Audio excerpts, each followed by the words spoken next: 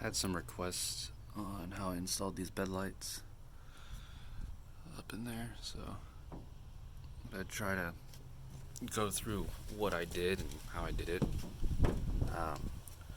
I will link what I bought in the description. But anyway, so this is a king cab with a 6-foot bed. I mean, generally it's going to be the same whether you have a crew cab, shorter bed. They're all going to have these plugs in here for trucks that didn't have utility track. I guess they had some hooks that went into here. So you just pull off one of these plugs and put a wire through there, and it'll come out through the bottom of the truck. I'll show you that later. But anyway, this kit that I bought has these clips for every single light. And I think what I did here is the power coming in. I ran it through this loom, and it comes over to this first light in the front. And then it's going to come back, and it kind of just daisy chains. And I ran the wire up behind here. There's bolts where these mount, so I was able to run the wire up above these bolts, and it kind of helps hold the wire up so it's not dangling down here. But anyway, daisy chains to this guy, and finally this guy, and same thing on the other side. Pulled a plug out, fed the power wire in, it comes up, goes in here through the loom, goes to this light first, then comes back through the loom, and it goes to this light second, and third, and then the last one over there. So what I did was try to space them out before I stuck them on with the double-sided tape they come with, so that it would draw up all the slack of the wire. And once I got that figured out, then I would stick them on. That way I wasn't wound up with any excess. I kind of sort of screwed it up over here. I should have moved these probably a little bit closer, because I would prefer this wire to have been further up against the corner here. I might fix that later by extending wires or something. Anyway, moving on. So, underneath the truck, you look up there, you can see where the wire comes out above the fuel filler on this particular truck. Generally around the same area on the other side. And then I fed it across that one. There's a beam running right above the gas tank that has some other existing wire loom. And then I have them met up right there. You can see where the two wires come to one. And somewhere in there I soldered them together. So running along the rail, there's where I soldered them.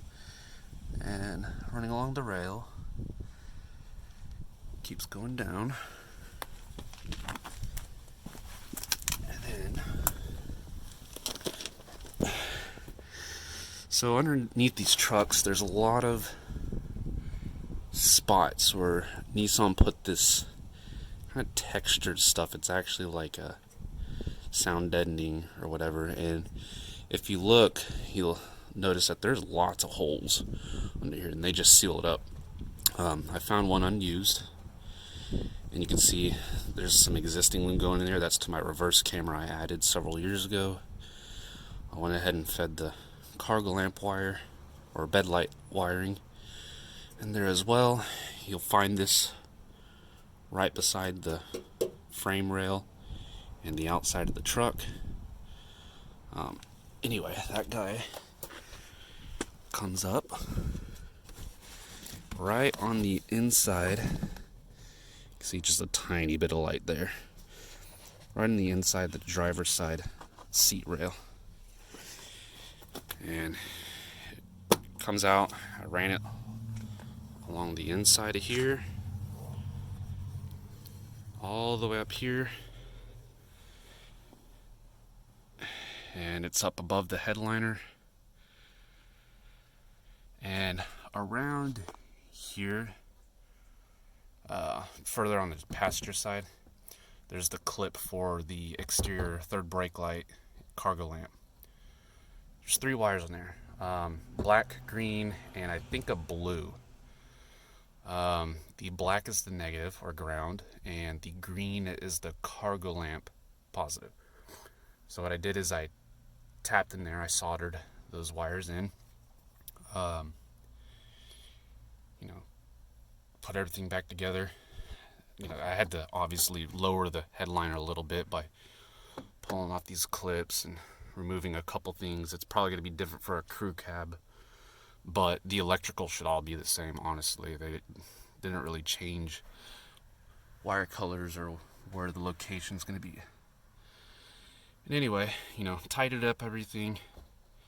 You don't see anything now. No wires.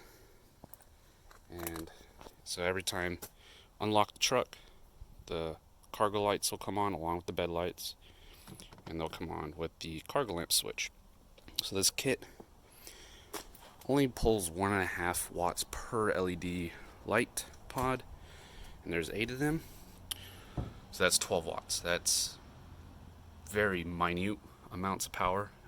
No relay would be necessary for that, especially if you convert your cargo lamps to LED like I did instead of the incandescent. Then you're plenty fine. But even if you didn't, there's no need for a relay. But anyway, I hope that helps. Maybe you'll have a better way to do it, but I know this was what a lot of people wanted me to show. That's how I did it, and results may vary with the crew cab, but not too much. I doubt it.